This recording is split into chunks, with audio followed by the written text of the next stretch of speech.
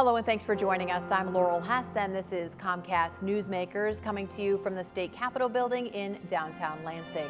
Our topic today is navigating through the bankruptcy in the city of Detroit. Joining me now to talk about it is State Senator Coleman Young II, a Democrat from the 1st District, which represents the city of Detroit. Thank you so much for joining us today. Always a pleasure to be here with you, Laurel.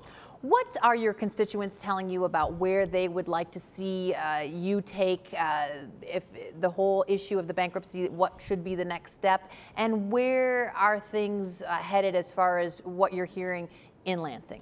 Well, from what I'm hearing, in terms of in Lansing, what my constituents want to say from the labor community, from labor leadership particularly, is like they said, they want to be able to have the pension fund be front-loaded.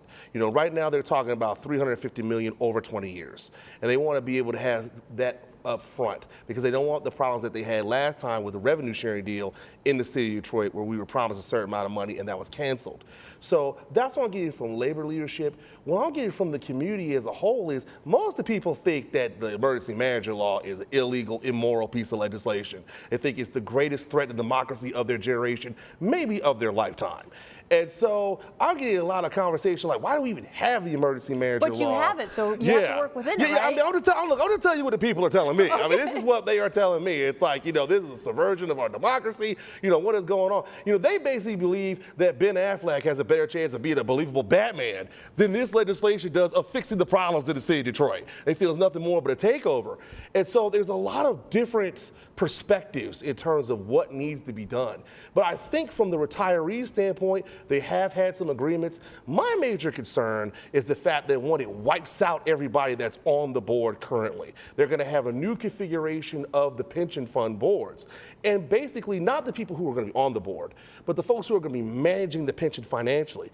These are the same guys from Wall Street, these Gordon Gekko, Wolf of Wall Street, carnivore, capitalist, moral bankrupt type folks that nearly drove the economy of this country to the ground. And now we're having these guys come in and run my citizens, pensions, city workers' pensions. I just think that's too much. So the city of Detroit would agree to taking the $350 million from the state without all of the caveats, many of the caveats that come with that.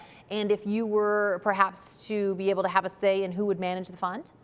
Well, no. You see, that's where you come in because you're reasonable. You'd actually ask people from the city of Detroit to have a say so. That's not what this governor does. He kind of has the game, you're going to either get down or you're going to lay down. You're going to get my program or I'm going to lay you down with my program. That's how he operates. But no, basically what they said is we're going to have a certain amount of people who are going to be on the board. We're going to have 3 independents. We're going to have one person from the pension. We're going to have one person who's a retiree and one person who's an active member, I believe, from the union, from labor, that's going to be on the board.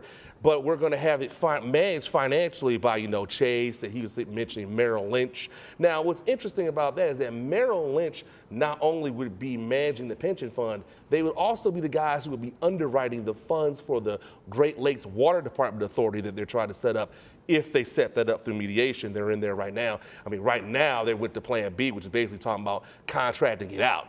So we ended up in this mess because of a bunch of corruption and a bad economy, and you're kind of afraid we could end up in the mess again because of a bunch of corruption by a whole nother set of people. Absolutely. You just changing places in terms of who's corrupted the corruption, and that's my biggest problem primarily with this plan. And my biggest problem is we're not talking about the economy long term. We have a 48% real unemployment rate in the city of Detroit. I don't care how many people you lock up, how many people you lay off. At some point in time, you got to put people back to work in the city of Detroit if you want to change. All right. Well, it sounds to me like there's a lot of work to be done. A lot of folks that need to sit down and compromise. Thank you so much for joining us today. Thank you. Always a pleasure. Always good to see you, Laura. Pleasure as well. Today's Comcast Newsmaker with State Senator Coleman Young II, a Democrat from the 1st District.